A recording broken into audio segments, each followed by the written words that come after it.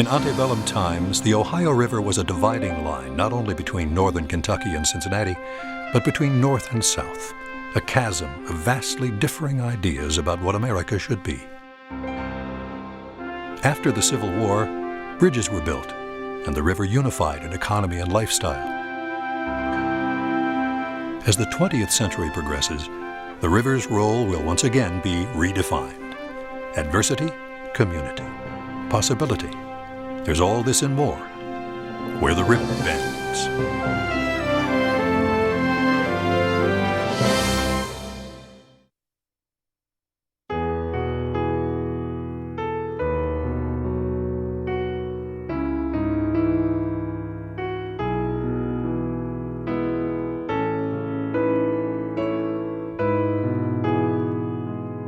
People didn't have jobs.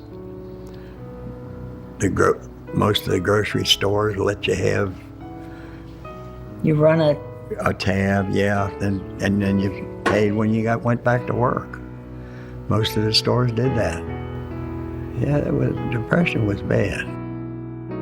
The economic despair of the 1930s brought food riots and soup kitchens, but the repeal of Prohibition in 1933 helped some in northern Kentucky. It's important to remember that repeal of Prohibition was done for two real reasons, partly because Prohibition was so unpopular, and clearly it was not working. It did not solve the problems that it set out to solve. That said, you have to think of the early 30s after the crash of the stock market and the Great Depression that was going on.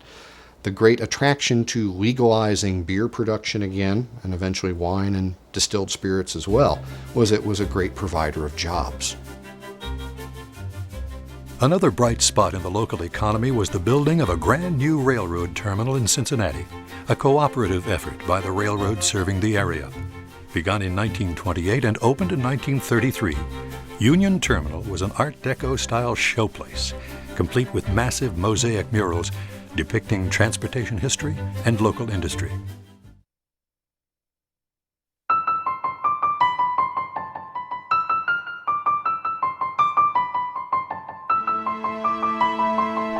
Dear Brother and Sis, last Sunday morning I sent you some pictures out of the papers with pencil notations on them, telling about a flood we were having here. Well, that was no flood. It was starting, or rather got started, last Sunday afternoon. Charles Walking, letter to his family, January 31, 1937. Northern Kentuckians were used to floods, but in January 1937, the Ohio would test people as never before. It began as just a rainier than usual month. By January 18th, the Ohio River at Cincinnati was already at flood stage, 52 feet. But people weren't too worried. The rain had taken a break that day, and the forecast called for waters to soon recede. The forecast was wrong. And by the time it was all over, northern Kentuckians, like people all along the Ohio River Valley, were caught up in one of the worst natural disasters in American history. As the week went on, there was more rain, then snow. And the river kept rising. Northern Kentuckians kept watch as calamity flowed deeper and deeper into one neighborhood after another, covering streets, closing bridges, shutting down the Green Line, putting hospitals on emergency power, and sending residents scrambling for water, food, and light. Sunday, January 24, 1937, a day that would be remembered in the region as Black Sunday, began with yet more rain. Already more than half of Newport, Dayton, and Bromley, and nearly half of Bellevue and Covington were underwater. 37, yeah, well, of course we didn't live here then. But in 1937, that would have been the first time in this house. And that was on our second floor at an 80-foot level. Now, 7th and Scott in Covington is the lowest part of the city. And when you had the 36-37 flood, the water backed up to the second floor at 7th and Scott in the doctor's building. See? And I was a pot washer then at Booth Hospital, and a cow came floating down on the rooftop. The Ohio finally crested at a record 79.99 feet. High enough to lift houses in Dayton and Bromley off their foundations, high enough to reach St. Elizabeth Hospital in Covington, shutting down the boilers and requiring the use of steamrollers out front to pump in heat. High enough to leave tens of thousands of people homeless, some would never return, and to cause an estimated $20 million in damage in the Cincinnati region. That's about $267 million in today's dollars, and up to $6 million in northern Kentucky alone. The Great Flood of '37 shut down almost everything: stores, schools, transportation. The Roebling Suspension Bridge was the only bridge between northern Kentucky and Cincinnati that remained open. The water was so high that a worker helping with river rescue could stand in his rowboat and touch the bottom of the bridge with his hand. Tuesday the 26th. People start smiling again. The sun was shining and the river falling a little, and people began to take hold again and get water to drink and cook with. No water for baths, cleaning, washing, and scrubbing. So today we're celebrating Dirty Sunday. Charles Walking. After 1937, no one would ever underestimate the power of the Ohio River again. Absolutely. Until the Corps of Engineers managed this river, and you have to remember, up until the river was managed, it was basically half the size it is today. And today it's double the size, and it's controlled with flood walls and locks, and we still have occasional flooding. But can you imagine what amount of water it must have been in those days when the river was half the size, and the water would run all the way up to 12th Street in Covington, Kentucky, and up to 12th and 13th Street in Cincinnati, Ohio.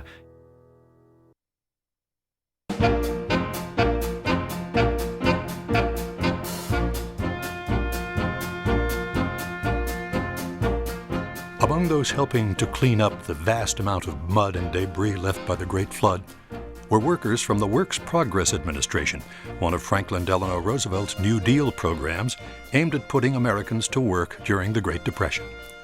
New Deal workers made other contributions to northern Kentucky life in the 1930s, from archaeological digs of ancient sites in Boone County to building a concert band shell in Covington's DeVue Park. My father worked for the WPA. After he was out of work for a long time, and then he got to work on the WPA. He was a carpenter. He was a carpenter. Yeah. Very good one. In fact, the band shell in DeVue Park, my dad did that. FDR himself visited northern Kentucky on July 8, 1938, and city workers in most northern Kentucky communities got a half-day holiday to attend his rally at Latonia Racetrack. Roosevelt came to give his endorsement to Alben W. Barkley. The incumbent U.S. Senator from Kentucky was facing a tough race against a rising young star in Kentucky politics named A.B. Happy Chandler, who had been elected governor in 1931 at the age of 32. He made it clear that he planned to somehow be part of the presidential visit. Governor Chandler, my friends of Kentucky. Stirring speeches from Roosevelt and Barkley weren't the day's only entertainment. True to his promise, Chandler showed up to work the crowd and either talked his way into, or, according to some accounts, hopped uninvited into the back seat of the presidential convertible, seating himself between the president and Barkley. Barkley won the election nonetheless and would go on to serve as vice president under Harry Truman. Chandler ended up in Washington, too, appointed to fill out the term of Kentucky's other senator, M.M. Logan, who died in October 1939.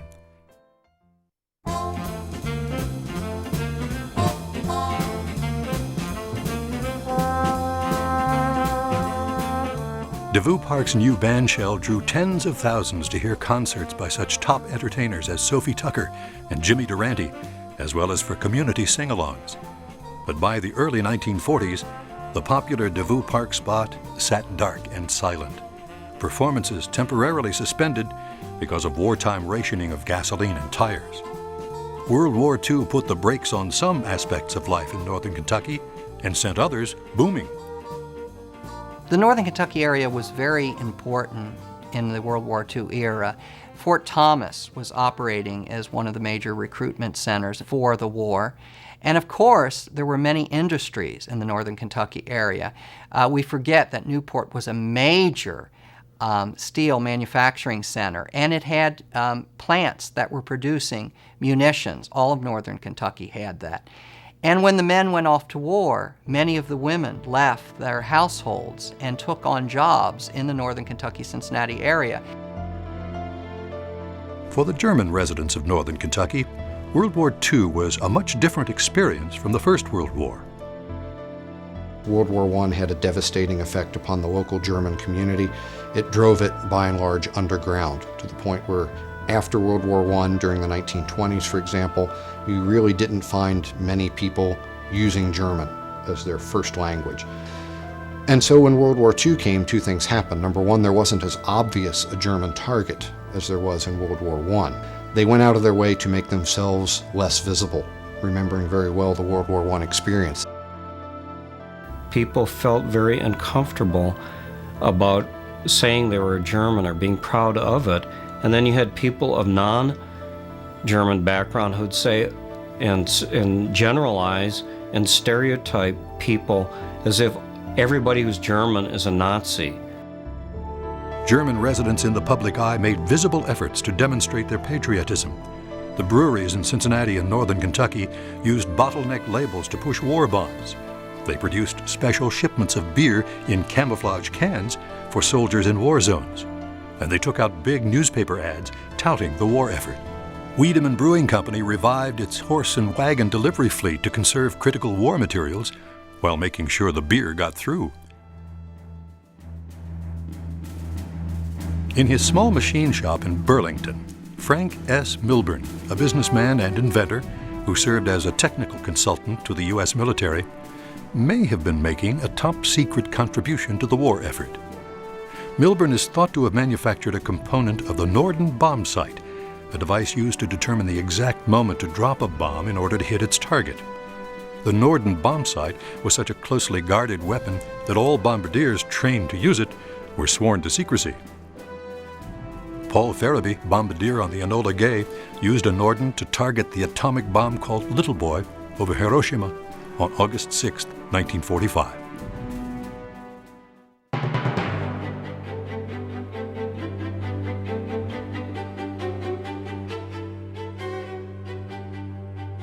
At the war's end, northern Kentuckians celebrated the victory, mourned the 521 of their neighbors who had given their lives, and like the rest of America, turned their eyes to the prospect of a more peaceful, prosperous, and pleasant future.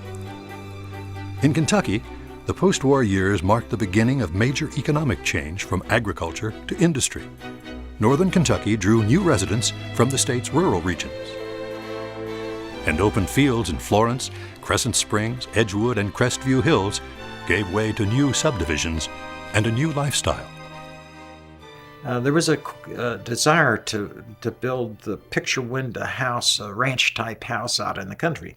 That was that migration throughout the whole country that took place after World War II, people wanting to relocate to suburbs because now you could buy a car. Everybody had a car, so it meant you could travel to work. Northern Kentuckians were ready to enjoy life, and opportunities abounded.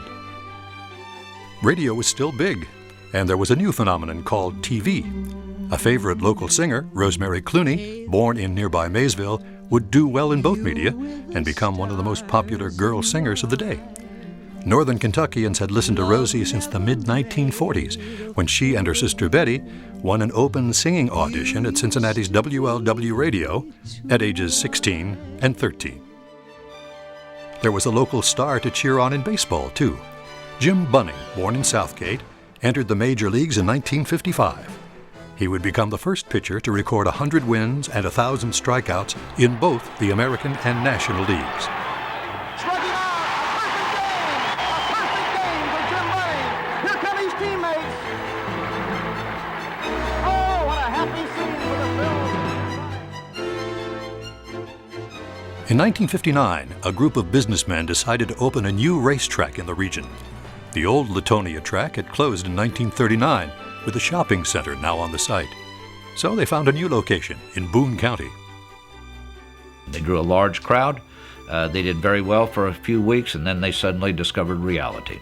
And the reality was it's a tough business, and there are a lot of other tracks, and they weren't going to be able to offer the purses or attract the kind of horses that would elevate them to the top level. And so for a long period of time, they struggled.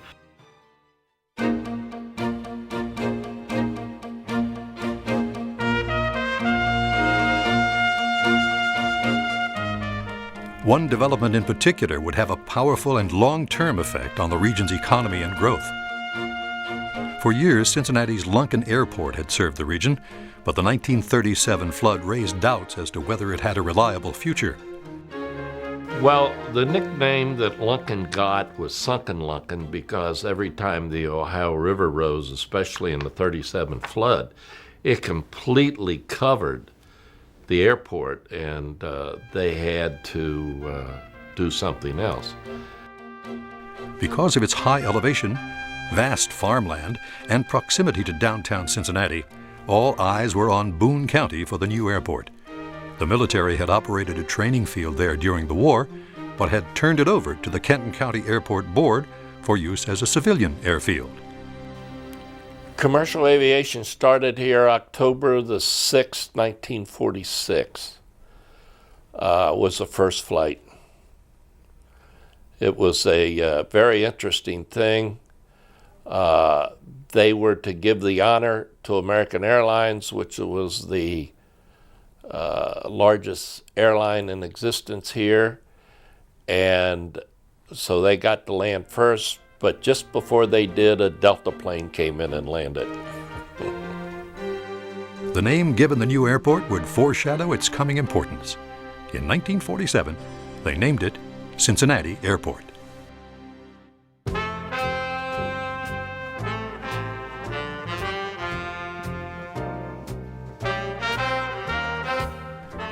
The post-war years also brought growing awareness that not all citizens were sharing in the promise of America. Northern Kentucky had a small but strong African-American community centered around neighborhoods, churches, and schools. But segregation limited activities and opportunities. You know, people ask me how come I know my way around Cincinnati, and one of the reasons is that we had to go to Cincinnati for a lot of activity. In those days, I didn't go to the movie in my community. I went to Cincinnati. And we couldn't really do everything in Cincinnati. We couldn't go to Coney Island for years. I remember my mother was the manager of the housing project, and her supervisor gave her a stack of tickets for Coney Island. Well, he didn't realize that Black people could not go to Coney Island. You could go into Lily's ice cream parlor and buy ice cream, but you could not sit down and have your ice cream there. And Lily's was just a few yards from my house, from where I grew up. Everything was off limits. I mean, you could go and buy groceries, or you could go into Coppin's department store and buy something, but you couldn't try it on. To give you another idea of how it was in Covenant, Holmes High School was the white big high school. Blacks couldn't go there.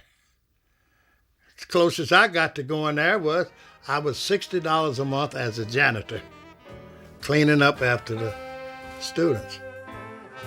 In 1945, the Covington bishop asked a priest named Anthony Dye to help start a new diocesan camping program, Camp Marydale in Boone County. Dye insisted on two things. First, the camp should be within the financial reach of working-class families, with the parish paying for those who couldn't afford the fee. And the camp would be fully integrated. You couldn't send blacks and whites to the same schools, but there wasn't anything that said they couldn't play basketball together, Father Dye said. Others were making efforts too. In 1955, less than a year after the U.S. Supreme Court abolished school segregation, Rosella French Porterfield, head teacher at all-black Wilkins Heights School in Ellesmere, told the school board it was time to integrate. Erlanger Ellesmere was held up as a national model. I think as a matter of fact, we were written up in one of the national magazines here in Erlanger Ellesmere school system for going so smoothly. that Rosella Porterfield I was telling you about had a big hand in on that also.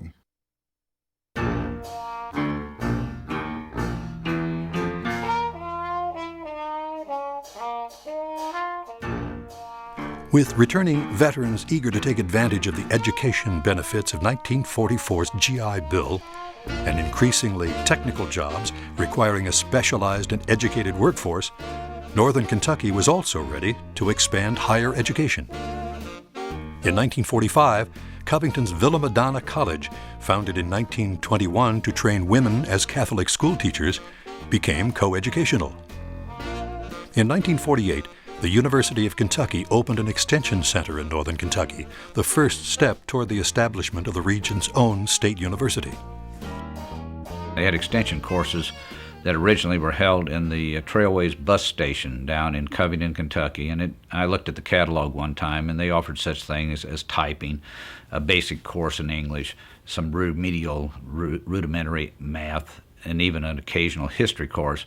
It grew because of this heavy population up here, and they expanded and went down to one of the district schools in Covington, 4th District School, where they held classes, and once again it grew. The offerings began to grow, but most of the teachers in those days were high school teachers, usually with a master's degree or some special training, who would teach at the community college level. The middle of the 20th century found Northern Kentucky communities moving forward in nearly every way. But in one part of the river's bend, citizens would soon have to finally deal with a problem that had long been the region's dirty little secret.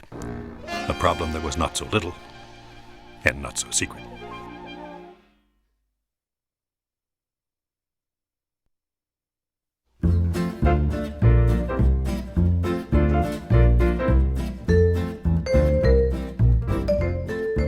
In the 50s and 60s, TV held America spellbound and kept eyes in Northern Kentucky even more firmly turned toward Cincinnati.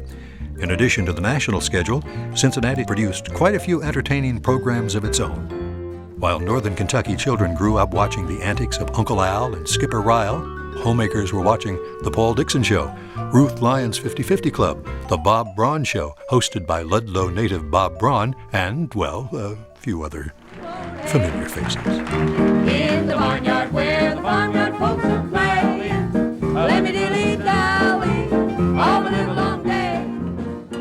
The 50/50 Club, a talk show for women whose audience called host Ruth Lyon's mother, always showed up for live programs wearing white gloves. It was the highest-rated daytime television show in the country.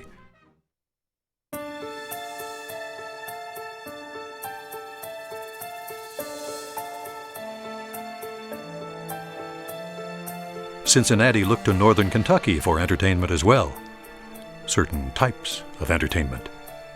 The nation was hearing about Northern Kentucky in the first televised congressional hearings on organized crime. On May 1, 1951, the Kefauver Committee, chaired by U.S. Senator Estes Kefauver, declared Newport as one of the worst gambling spots in the nation. But gambling wasn't entirely exclusive to Newport. My estimate would be it depends on what kind of club you're talking about, but no fewer than 40 gambling joints, full-scale gambling joints, and certainly, if you count Covington and Newport, at least 200 taverns where gambling was taking place. And not just in Newport and Covington, you could gamble in Erlanger as well. You could gamble in Fort Mitchell as well.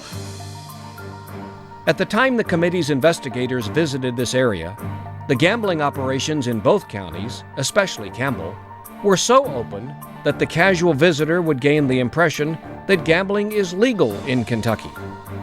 Kefauver Committee Report, August 31, 1951. In 1957, a writer from Esquire magazine wrote about his visit to America's most wicked city. When I told the cab driver in front of my Cincinnati hotel that I heard I could have some fun on the Kentucky side, he said in a matter-of-fact tone, "I'll take you to an on-the-level gambling house run by the Cleveland syndicates. But if it's women you want, you'd better get a Newport taxi to take you to a house. I don't want to get mixed up in no interstate stuff." He shot a quick look at me as we drive across the bridge. "You ain't been here before, have you? Just don't let 'em steer you into a bust-out joint. Brother, if you get into one of them places, they'll turn you upside down and shake you good to be sure you got nothing left before they let you out. Esquire Magazine, 1957. The reporter estimated that the region was attracting 1 million visitors a year and raking in an estimated $30 million a year on gambling and women, with political payoffs at about $1 million annually. And if Vice was this nice, why would the community do anything about it? Not everybody in northern Kentucky agreed. A group of area ministers and interested laypeople, mostly from Fort Thomas, formed a social action committee. The key man in all of this was a man by the name of Reverend Barkow. And Reverend Barkow was a United Church of Christ minister and a man of high principles and morals. I cannot speak for all Protestants, but I am quite certain that the Protestant view on gambling generally would be that it is morally wrong because it is based upon a false philosophy, namely that you can get something for nothing, which of course in the long run just isn't so. It so happened that one Sunday he preached a sermon on morality and corruption and so on, and one of his parishioners, a man by the name of Chris Seifert, heard that sermon. Well, Chris was a United States postman, and he was delivering mail in the corruption district. He saw the prostitution, he saw the crime, he saw it all, and he couldn't be told by anybody it didn't exist because the mob always said it didn't happen, it's all made up. Well, he saw it, he knew it was there. I saw many young boys going in and out of these places. I had an opportunity to see the young girls who worked in them. I saw the kind of girls they were. I saw what potential they had as good human beings, and this bothered me. And I made a promise to God that if I ever had an opportunity to do anything about this situation, I would do it to the best of my ability with His help. And this opportunity came some 10 or 12 years later when I was able to form the Social Action Committee of the Newport Ministerial Association. About the same time, editors at the Louisville Courier-Journal had put a new reporter on what had become a perennial story. Hank Messick, however, took the issue of crime and corruption in northern Kentucky seriously and dug in. So I went up there, and frankly, I didn't know really much about Newport. I'd heard of a few stories, but I didn't know what I was getting into by any means. And the only name I had was Chris Seifert, who was then a postman, Christian Seifert, and who had organized a social action committee, so I'd been told. Hank Messick was one of a kind. He was fearless, never backed up, wrote exactly what he saw, wrote exactly what he did, took some pretty risky chances.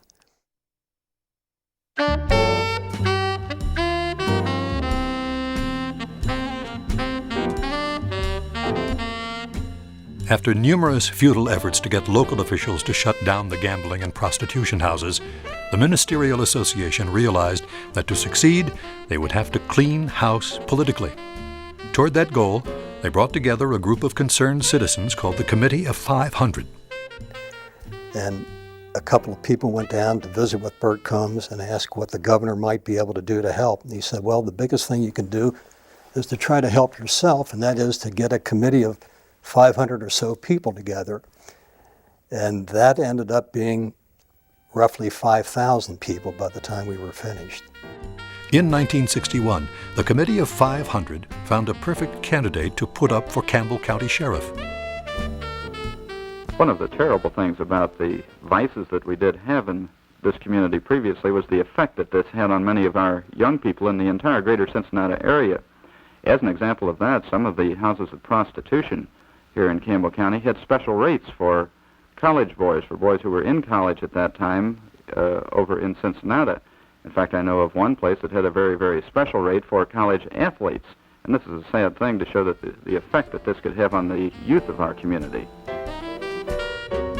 George Ratterman, an ex-quarterback for the Cleveland Browns, was a Roman Catholic and a well-respected Fort Thomas family man with just the right combination of idealism and toughness. He ran as a third-party, Reform Party candidate. Well, what happens next, of course, is George Ratterman, who's running third in the race, begins to make all these appearances, and he's not well received at all because an awful lot of the people are making their living through connections to this gambling, and also have friends in the mob or might even be supporting one of the other candidates. And he has a very difficult time on the campaign trail. But the mob decides to take no chances and decides to set up a frame on him. And what they have done is they've called a photographer, and he'd been used before to take compromising pictures of people, and he was alerted that he would be called upon sometime soon and make himself available to take some pictures. That's all he knew at this point. What they did not know was that Woodrow's mother-in-law was a member of Barcow's church. That's what they didn't know. And she was a very moral, forthright person. And so she is going to be the key to the puzzle. Tito Carinci, a former football player himself and now president and general manager of the Glen Rendezvous and the Tropicana, two of the hot gambling venues, soon made Ratterman an offer he should have refused. Come for drinks and dinner. Let's talk about what's going on in Newport. For safety, Ratterman took a friend along. Well, what happened as they met over there was both of them were slipped Mickeys. They were both drugged, the two men, Ratterman and the other guy. They were then put in an automobile, brought over to the Glen Hotel, dragged up into a room. Next thing Ratterman knows is he's being yanked out of bed. He's looking over there. He's in bed with this stripper whose name's Juanita Hodges, but her stage name is April Flowers. And he's being hauled off to jail. The local media had a field day.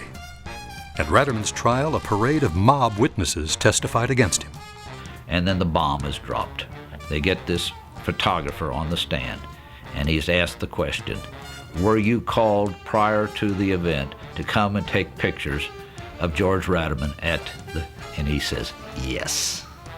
Game's over. It's obvious. Ratterman is exonerated. He's swept into office. Carinci and April Flowers are indicted, sentenced later, convicted and sentenced, and Ratterman becomes the reform sheriff of Campbell County. Ratterman's victories would prove to be a turning point for Newport, and with a little help from alcoholic beverage control investigators, fire marshals, and others sent by Governor Combs, and from a slew of FBI men and federal investigators sent in by U.S. Attorney General Robert Kennedy, an old admirer of Ratterman from his football days, there was soon a lot less sin to be found in Kentucky's Sin City. Well, it was less organized anyway. If Northern Kentuckians had taken the moral high road by cleaning up the city's vice industries, they soon found there would be a few economic bumps along the way. Well, I think after the gambling and prostitution were shut down, that the economy in Campbell County and Newport in particular took a pretty steep dive. An awful lot of the people that worked in Newport, I think, went to Las Vegas. It was the heart of the city's economic well-being was having those places in here. So it was there was all the downside to it all, but for most people those are glamour days, glory days, and it went into a steady decline. I describe it as they went into the toilet for the next 20 years. With the gambling going away, the city really became more seedy and sordid with the adult entertainment. So you lost a real attraction in terms of the people could see big name acts, national acts come to town, to really just a type of seediness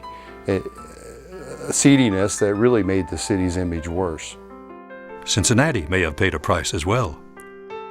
Hank Messick, who was a journalist with the Louisville Courier-Journal and wrote the most about the problems in Newport and the mob rule in Newport, and was probably the most instrumental in helping to clean up Newport, wrote in his book, Syndicate Wife, that after Newport was cleaned up, that it really affected Cincinnati's convention business, because he literally said Cincinnati became, without Newport's entertainments, as dull as its original name, which was Lasantaville.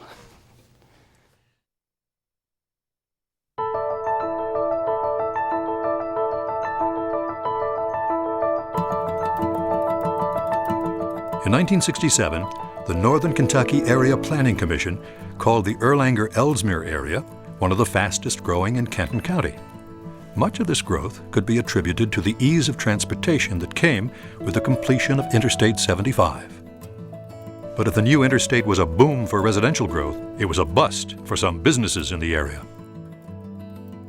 Dixie Highway, which runs from Detroit, Michigan to Florida, had always been an essential artery in northern Kentucky, particularly the strip running through Ellesmere and Erlanger.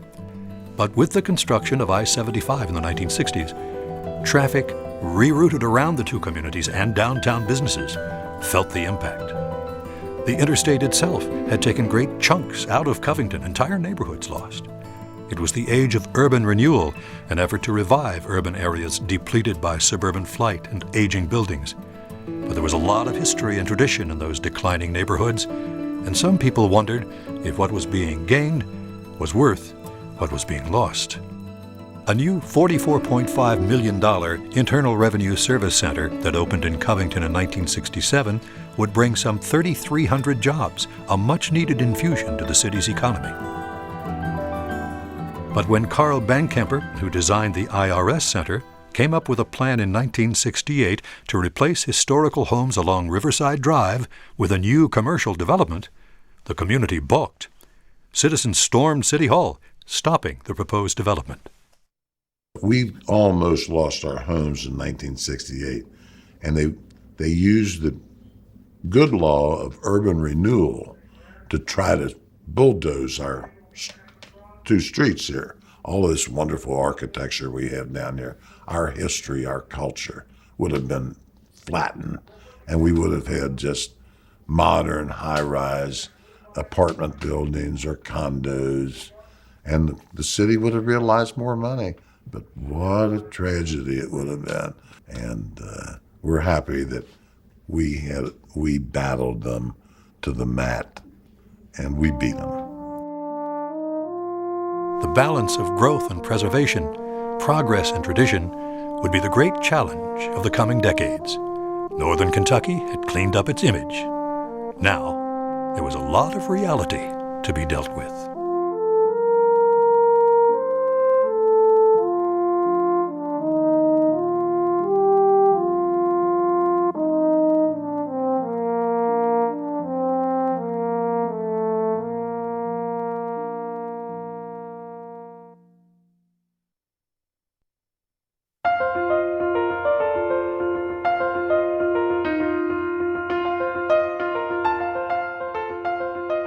In 1974, part of Cincinnati history relocated to northern Kentucky.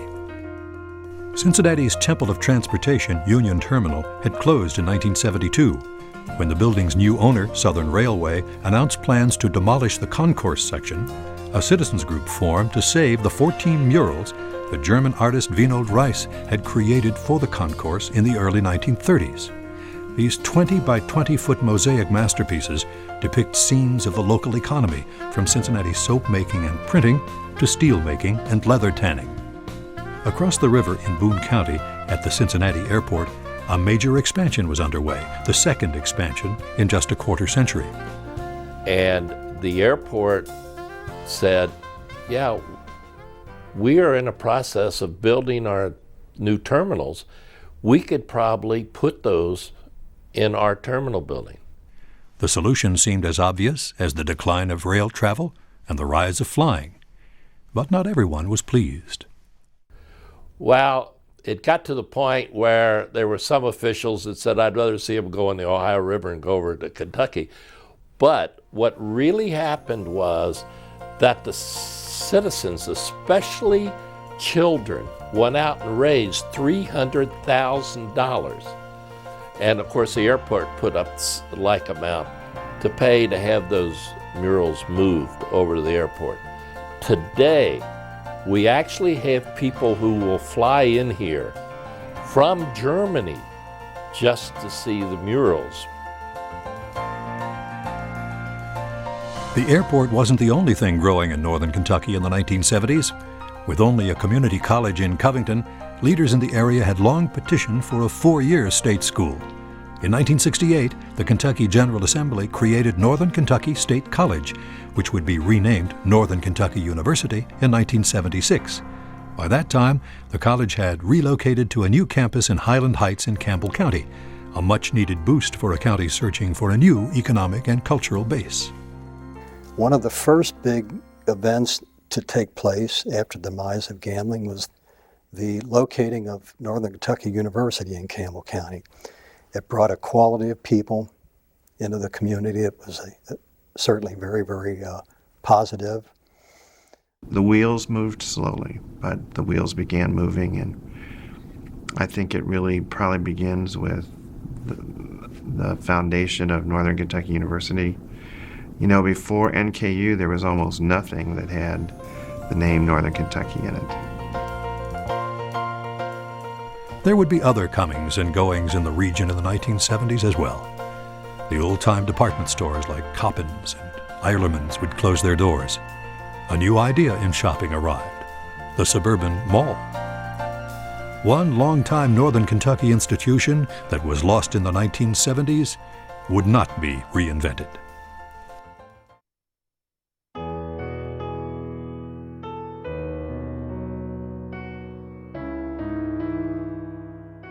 If Northern Kentucky's heyday as an entertainment center had passed by the 1970s, somebody forgot to tell the Beverly Hills Supper Club. Perched high on a hill in Southgate, the Beverly Hills had been the first of the swank casino-style nightclubs in the area. Now it was the last. But even in 1977, 50 years after Pete Schmidt first built it, the club still had elan. Its cabaret and private rooms offering a touch of glitz and glamour for everything from wedding receptions to birthday or anniversary dinners.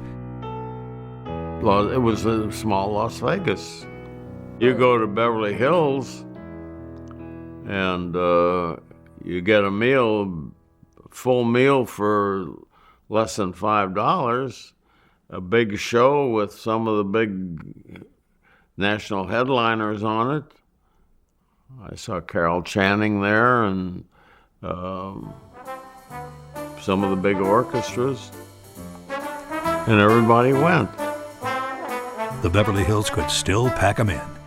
And Saturday night, May 28, 1977, with singer John Davidson, the headliner, there were 2,400 to 2,800 people inside, ready to celebrate the Memorial Day weekend.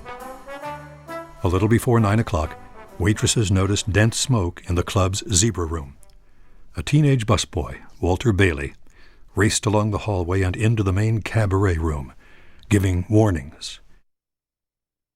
And I took the mic and I turned around and I looked at the audience. I said, I'd like everyone to look to my right. There's an exit sign in the corner. I want you to notice that. And behind you is an exit sign at the rear of the room, and on my left is an exit sign in that corner. There's a fire at the front of the building. I want everyone to leave calmly. To head back to the zebra room to check to see if they put it out and all clear. Let's make the announcement now. Everybody come back, right? That's when that wall of smoke comes around the corner. And what happened from news reports is they opened it up to put it out. And the minute they opened it up to put it out, boom, you had the back flash. And from my own experience, and I can tell you this for a fact, the minute those doors were open, that smoke and that fire spread very quickly because, again, they were running out of a wall of smoke. They were running out of it, and it was coming at them. And then that's when the crowd started to panic at that point.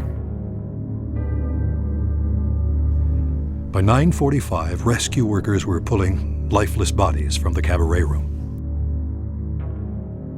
I was at a cookout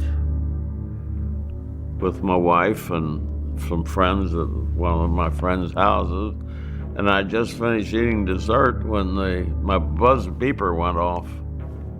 And I went to the phone and said, Dr. Stein, what can I do you for? They said, Beverly Hills is on fire, they need you there. So I knew that there'd been some casualties, so I drove up and went to up. I couldn't get up to Beverly Hills. I had to park down on Alexandria Pike because it was crowded. As far as you could see were flashing lights of ambulances and police cars, and so I walked up the hill, and there was the place on fire.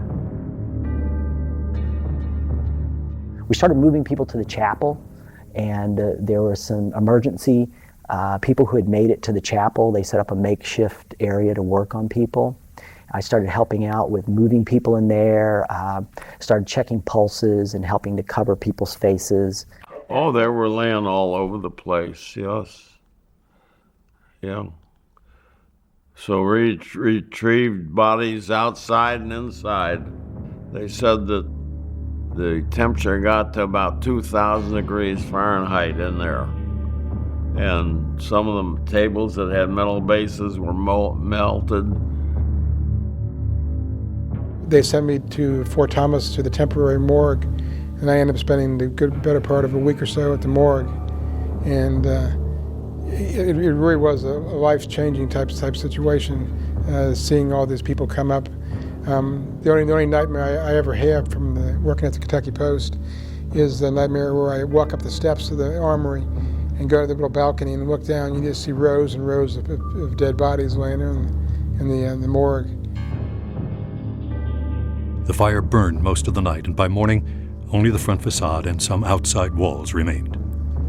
165 people were dead, with inferior wiring blamed as the cause of the fire, and toxic fumes from fabrics blamed as the major cause of the deaths, and a lack of a mandatory sprinkler system the central culprit. The Beverly Hills Supper Club fire would prompt a major overhaul of building codes and enforcement across Kentucky. It would also be one of the most deadly nightclub fires in American history. But for Northern Kentuckians, the fire's place in history is much more personal. There's hardly a person in Northern Kentucky from that time period doesn't know a story about it, or have a friend that was involved in it, or somebody worked there. I mean, everybody is, very much connected to that story.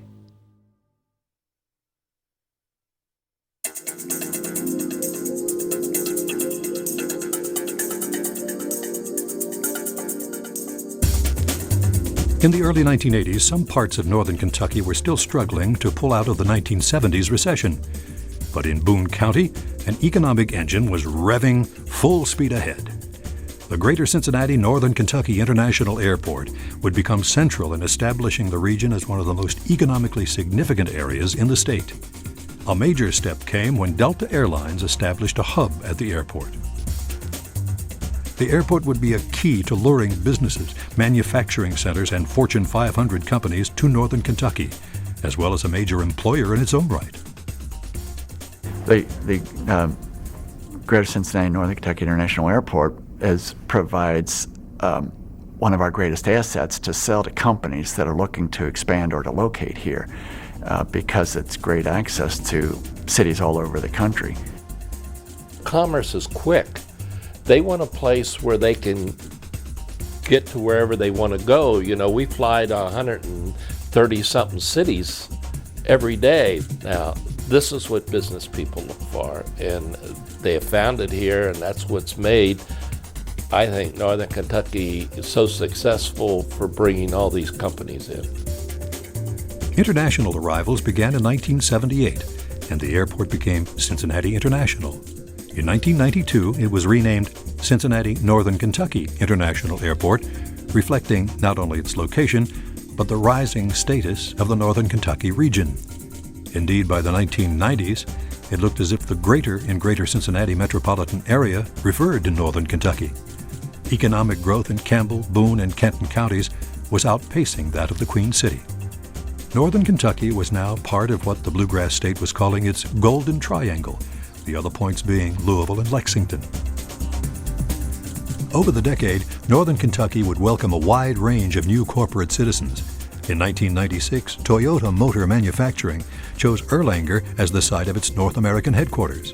Another major coup was Ashland Oil's announcement in 1999 that it would move its headquarters to the new River Center complex in Covington.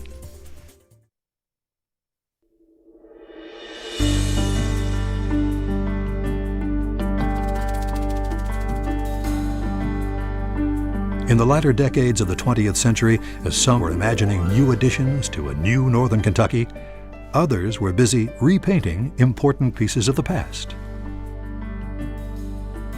In the 1970s, the 1904 Carnegie Library in Covington was slated to become a parking lot.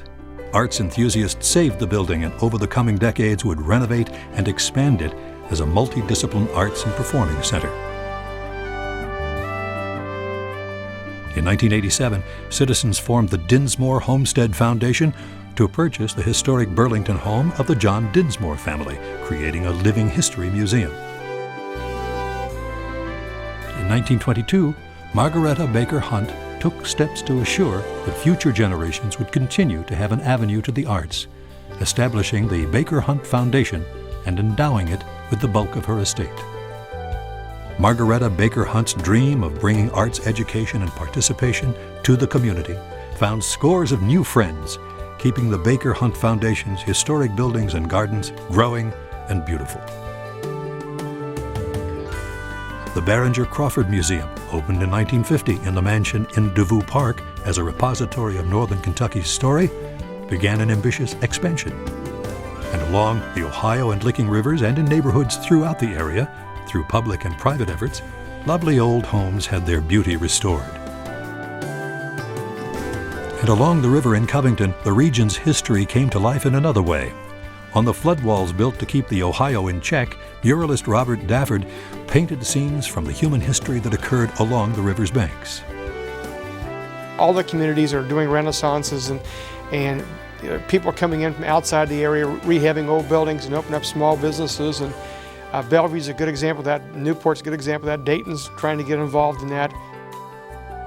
As the 20th century melded into the 21st, Newport too made peace with its past and forged a new and vibrant identity through combinations of private and public investment. Sometimes things just happen. You can't plan them. Sometimes the pieces of the puzzle come right into place at the right time. How would you in your wildest dreams have believed that that city that you saw in the 1940s and 1950s would evolve into what it is today, a vibrant economic engine, really the showcase of this whole region? The river will forever bind Campbell, Boone, and Kenton counties to Cincinnati. But as the 21st century began, Northern Kentucky had emerged as a partner to the bigger city, not its child, nor its suburb. Years from now, I think people will see this as a time of renaissance in Northern Kentucky, a kind of a golden period. I think that we have come into a unified region to be able to compete in the business world and bring in the industries and bring in the corporations that is truly redefining Northern Kentucky. The real value of history is that we learn about the fact that we're not just here in a vacuum, that there were people who came before us that did a lot of good, they made mistakes, no different than us. And Northern Kentucky is where the river bends. The river binds the stories that this region calls its own. Stories of discovery, courage, success, failure, tragedy and humanity, determination and jubilation. Where the river bends, there are memories and dreams, grand stories told, and many stories yet to come.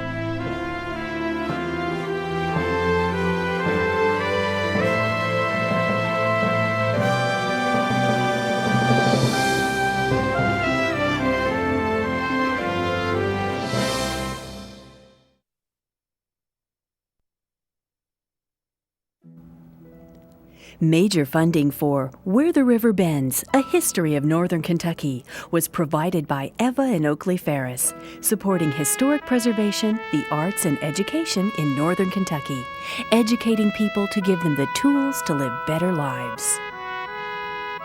And by the Scripps Howard Foundation and the Kentucky Post, helping to build healthy communities through the support of sound educational programs, arts and culture, family involvement, social services, and civic affairs. and by St. Elizabeth Medical Center.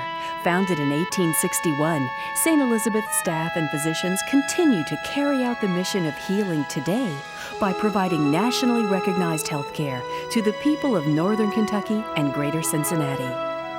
Additional funding was provided by Citigroup, Fifth Third Bank, and by Toyota Motor Engineering and Manufacturing North America.